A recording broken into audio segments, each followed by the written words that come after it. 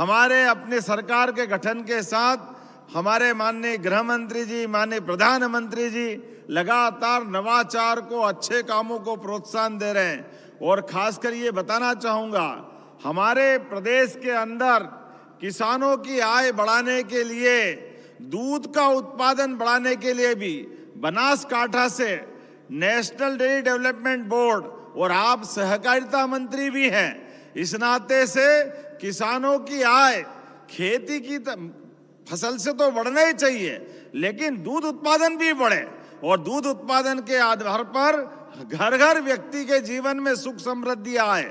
इसलिए दूध और दुधारू पशु, देसी पशु, जिनके आधार पर हमारे गोवंश से हमारी खेती का भी रकबा सुधरे, खेती की आय भी बढ़े, ऐसे उद्देश्य के लिए हमारी सरकार ने नेशनल डेयरी डेवलपमेंट बोर्ड के माध्यम से MOU किया। और दूध उत्पादन में भी पशु जिनका दूध ज्यादा उत्पादन होता है, ऐसे कई काम बढ़ा रहे हैं। जब हम गौशाला बढ़ा रहे हैं तो घर घर गोपाल, जिनके घर गाय वो गोपाल, इसलिए गोपाल कृष्ण भगवान की हमने प्रयास किया कि गौशालाओं के अलावा घर घर दूध का उत्पादन बढ़ाना चाहिए, उनको अपनी दूध की सही दाम मिलना चाहिए और उन्नत पशुओं की नस्ल घर घर पहुंचना चाहिए। इसलिए आपने कहा था पिछली बार 2024 दिसंबर में कि अभी राज्य में 9% दूध का उत्पादन होता देश के आधार पर, आपके आशीर्वाद से 5 साल में इसको 20% तक ले जाएंगे, 20% तक। जोरदार अभिनंदन करें, ये बड़ा संकल्प है। पिछले साल तक राज्य में हम 9,000 लीटर दूध का उत्पादन करवा रहे थे, लेकिन अभी अभी आंकड़ा आया है पशुपालन विभाग के द्वारा, अभी हमने 12,000 लीटर दूध का प्रति दुग्ध संघ हमारे पास ये आंकड़ा आया है। 25% खरीदने के आधार पे बढ़ा है, लेकिन इसको 20% तक ले जाना है। और ये निराश्रित गौ माताएं जिनमें 33 करोड़ देवी देवता का वास होता है, ये दर दर क्यों भटके?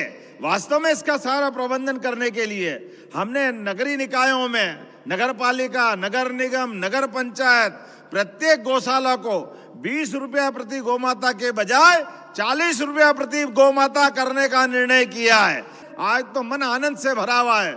अटल बिहारी वाजपेयी जी की जयंती है, जोरदार अभिनंदन करें अटल बिहारी वाजपेयी जी के लिए, जिनके कारण मध्य प्रदेश को गौरव हुआ, दुनिया का सबसे बड़ा लोकतंत्र गौरवान्वित हुआ।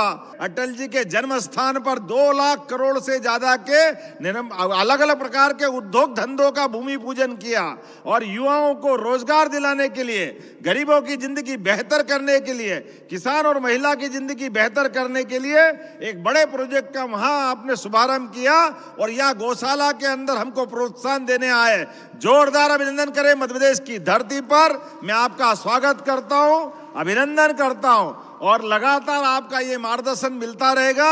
इसी उम्मीद के साथ आपका लिए हमारे पास तो एक और बड़ा प्रोजेक्ट है। अगला वर्ष हमारा किसान कल्याण वर्ष है, कृषि उत्सव वर्ष के रूप में मनाने वाले हैं। माननीय भाई साहब, आपके मार्गदर्शन में मध्य प्रदेश सरकार अपने राज्य के किसानों की बेहतरी के लिए और बड़ा संकल्प करने वाली है।